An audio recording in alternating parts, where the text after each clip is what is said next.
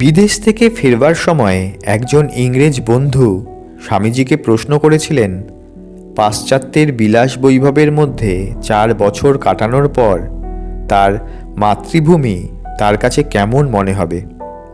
স্বামীজি উত্তর দিয়েছিলেন, বিদেশে আসবার আগেও আমি ভারতবর্ষকে ভালোবাসতাম, কিন্তু এখন মনে হচ্ছে ভারতের প্রতিটি ধূলিকণা আমার কাছে পবিত্র। ভারতের বাতাস আমার কাছে পবিত্র। ভারত আমার পুণ্যভূমি, আমার তীর্থস্থান। স্বামীজি যখন বিদেশ থেকে ফিরছেন, তখন জাহাজে 2জন খ্রিস্টান মিশনারি গায়ে পড়ে স্বামীজির সঙ্গে খ্রিস্ট ধর্ম ও হিন্দু ধর্মের তুলনামূলক আলোচনা করতে লাগলেন। আলোচনায় যখন তারা হারতে লাগলেন, তখন অত্যন্ত জঘন্য ভাষায় হিন্দু ও হিন্দু ধর্মের নিন্দা করতে শুরু করলেন। স্বামীজি যতক্ষণ পারলেন ধৈর্য ধরে থাকলেন, কিন্তু শেষে আর পারলেন না। ধীর পদক্ষেপে একজনের কাছে গিয়ে হঠাৎ শক্ত করে তার জামার কলার চেপে ধরলেন। তারপর কৌতুক ভরে অথচ দৃঢ় স্বরে এবং গম্ভীরভাবে বললেন, আবার আমার ধর্মের নিন্দা করলে জাহাজ থেকে ছুঁড়ে ফেলে দেব। সেই মিশনারি তখন ভয়ে কাঁপতে কাঁপতে বললেন, মশাই ছেড়ে দিন, আর কখনো এমন করব না। এরপর জাহাজে যখনই তার স্বামীজির সঙ্গে দেখা হতো, স্বামীজির সঙ্গে তিনি খুব ভালো ব্যবহার করতেন।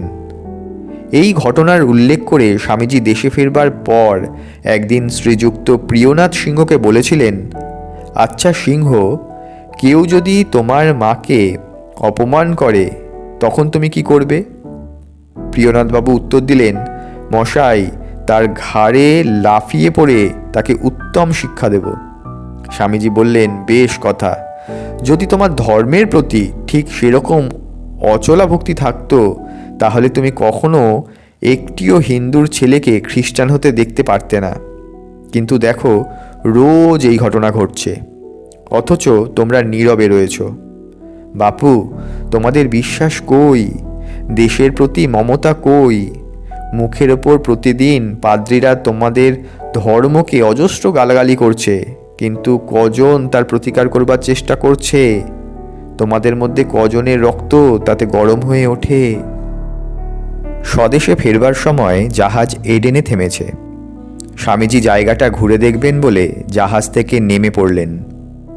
সঙ্গীদের নিয়ে গাড়িতে চেপে উপস্থিত হলেন 3 মাইল দূরের এক জায়গায়। সেখানে ঘুরতে ঘুরতে হঠাৎ চোখে পড়ল এক ভারতীয় পানওয়ালাকে। দেখেই তিনি একেবারে উৎফুল্ল হয়ে উঠলেন।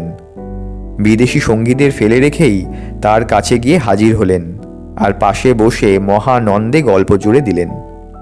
কিছুক্ষণ পর বিদেশি বন্ধুরা যখন স্বামীজিকে খুঁজে পেলেন, তখন তারা এক অদ্ভুত দৃশ্য দেখলেন। স্বামীজি পানওয়ালাকে বলছেন, ভাই, তোমার চিলিমটা দাও তো। পানওয়ালা তাকে সেটা দিল আর তিনি সেটা পেয়ে মহানন্দে ধূমপান শুরু করলেন। তার এই বালক সুলভ স্বজনপ্রীতি ও স্ফূর্তি দেখে স্বামীজির বিদেশি সঙ্গীরা মুগ্ধ হয়ে গেলেন।